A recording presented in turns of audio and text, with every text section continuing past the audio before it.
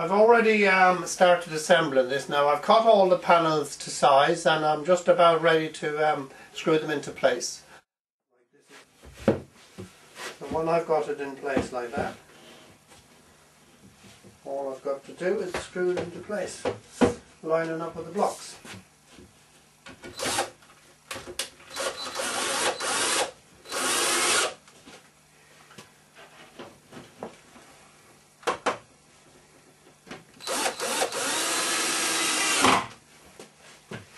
Now it's all screwed together and I can take the blocks away.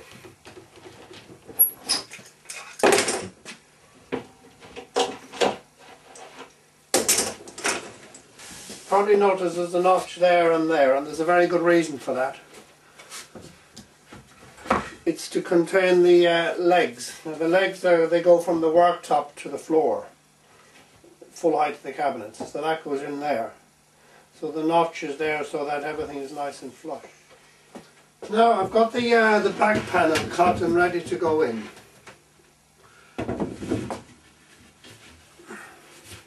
And that goes in here.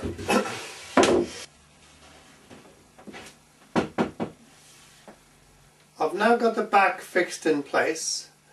I've also drilled some holes in the base so that I can attach the back to the base, and that stops it from dropping down here. Now I've cut the middle dividing panel ready to go in. If you've noticed, I've got my couple of blocks there. That ensures that it's in line, and it's just on the line inside there. So when I put it in place like that, it stops it from going too forward.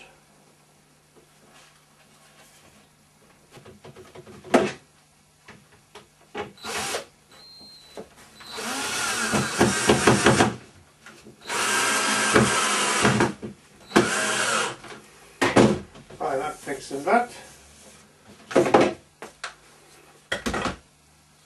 I've now got to take these off, flick it over and then screw through the base.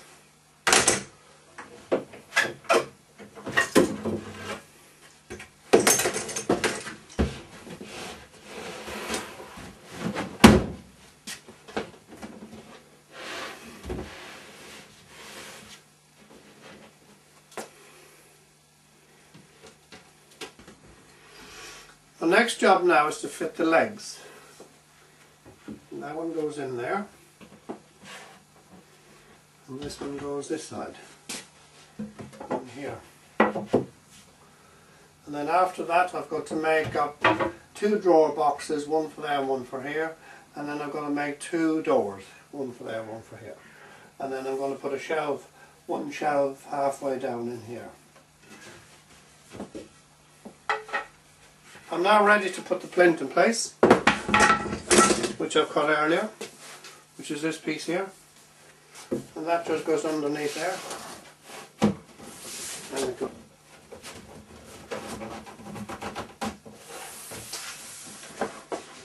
So that fits inside, because the leg goes over the top of it. It goes in there. And then this other one goes in here.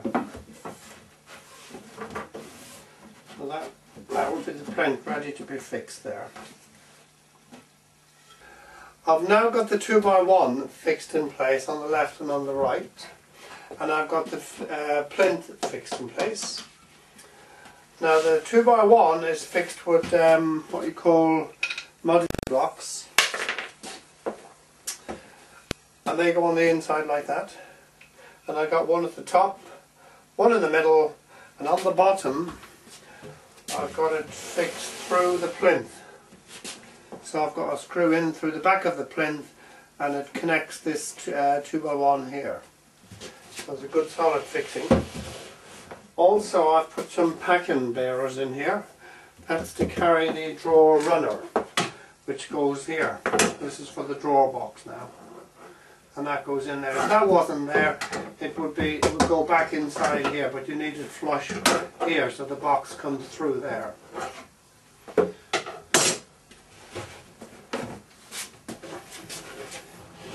Now also, If you notice, there's a notch here, just there, on the top and on the base, because that lets the panel go flush with the 2x1.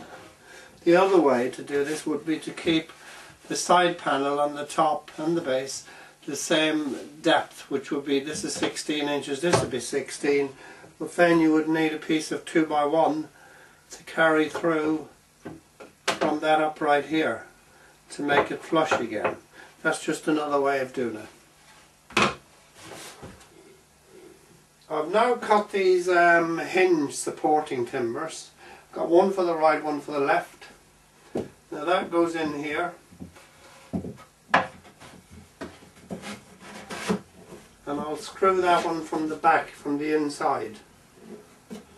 And the reason why that is there is because it's got to carry the hinge. And the hinge goes onto that one here. And then the door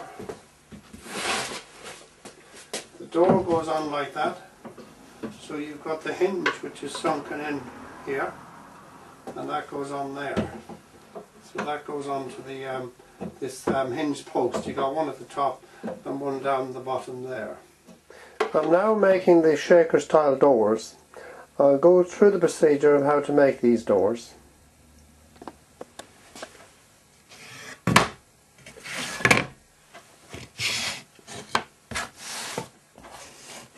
Simple and easiest way would be to make them from start off with a base of solid slab of MDF.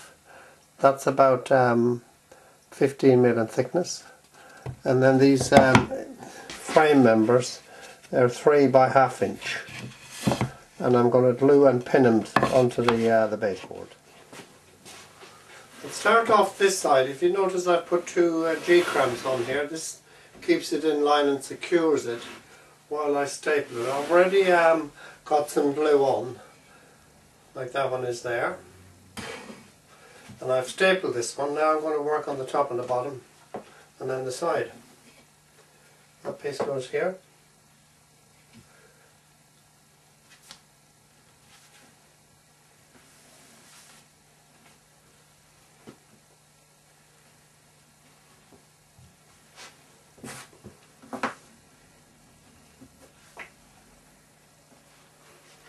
And I'm using my staple gun. If you haven't got a staple gun, you just go back to the old traditional way, which is a hammer and some pins.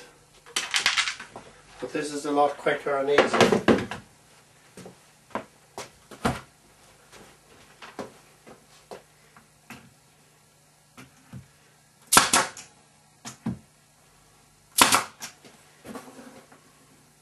You notice I'm using a little block of wood to hold on the end. That keeps the cross member in place.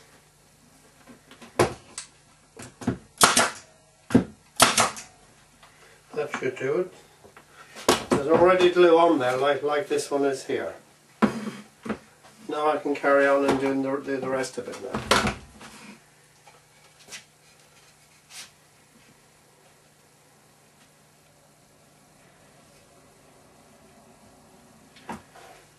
Now if you want to, you can use the G-clamp on each section. That guarantees it's not going to move while you're stapling it together.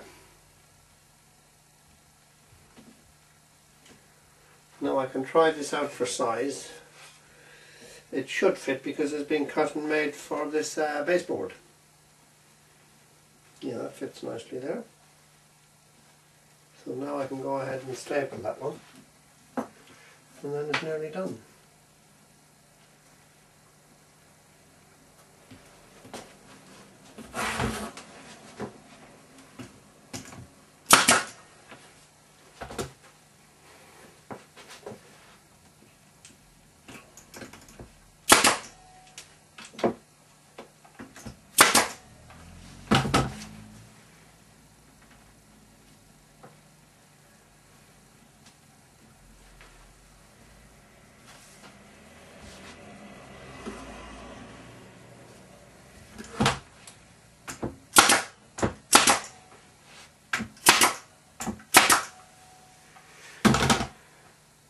And that's it, all done. Simple and easy and quick. There's the door. The cabin is almost complete now and is ready for sanding and painting.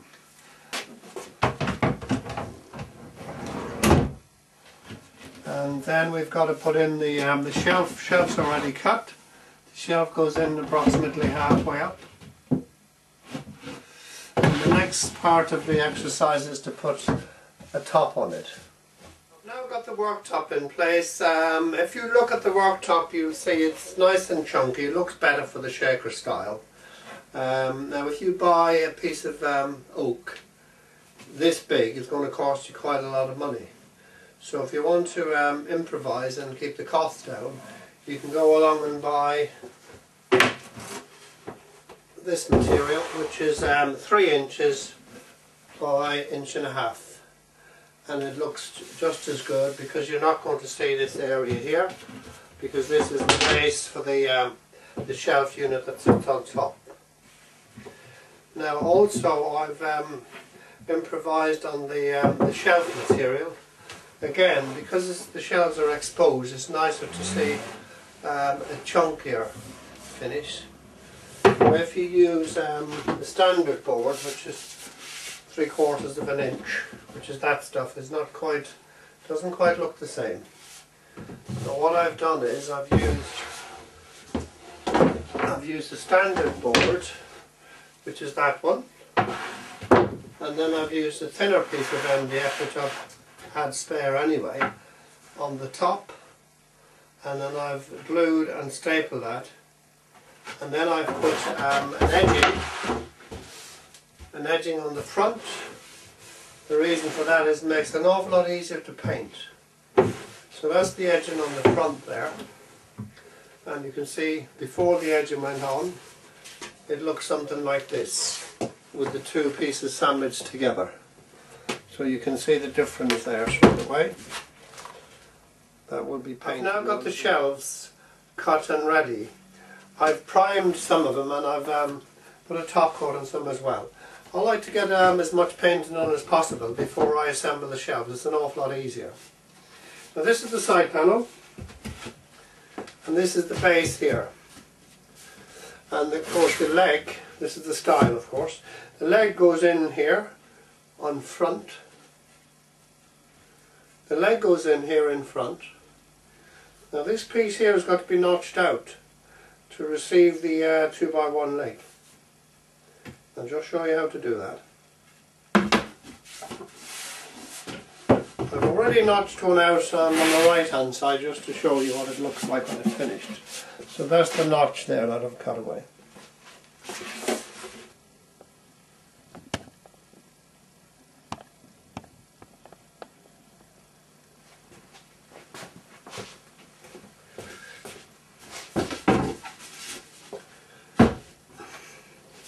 So you've got the side panel flush at the back with the base, and then this is the offcut, which is exactly the same size as the leg, and then you hold it in place like that, and then you can mark the side and the back, and this is the piece that's got to be taken away, ideally with the tenon saw. So that's the piece. So that's the piece to be taken away there. Just mark that there. As you can see, I've now got the shelves assembled. I've now got to fix these 2x1 in place. And I've done that using little white blocks. These sections, they don't really do anything. They're just so that everything matches with the base, which is the 2x1 frame. So that's the same size as this one down here. And before you say anything, yes, I do notice this is a different colour. It's only got primer on, so I've yet to put a top coat on it. And that's got the blocks on as well, ready to be assembled.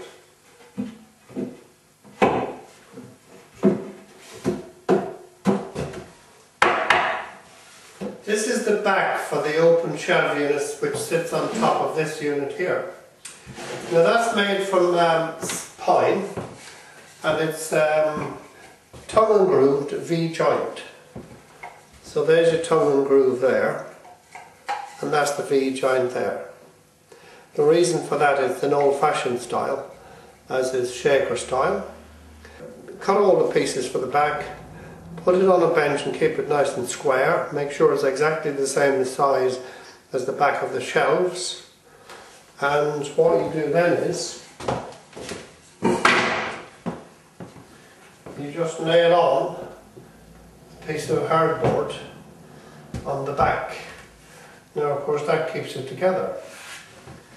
It doesn't look very rigid at the moment, but it's only just to keep it in place. And then when you put it on the back, you can either use pins or nails. Now I've got the undercoat on this now. I'll go ahead now and give another coat of undercoat and then a top coat, which is a satin wood in a light grey. So the next exercise I've got to do is to put the back on, which is here. This is the back, pre-assembled and painted. That will probably be screwed in place. And then to finish off then I've got this cornice, which goes on the top like that. That goes in like that, and I'll probably screw it down through the top along here. And then it's finished. Because you want the frame on the side here to be flush with the base, that's across here, you've got to notch out some material like I've done here. So that just goes in that little slot there, and then it's nice and flush. And that's it, completed. One more thing to do, and it's very important. I've got to screw the top section to the base. Otherwise, when you start moving around, the top will topple over. I've got a screw back here, one in here, and one in here, and another two over there. So that's screwed down to the worktop.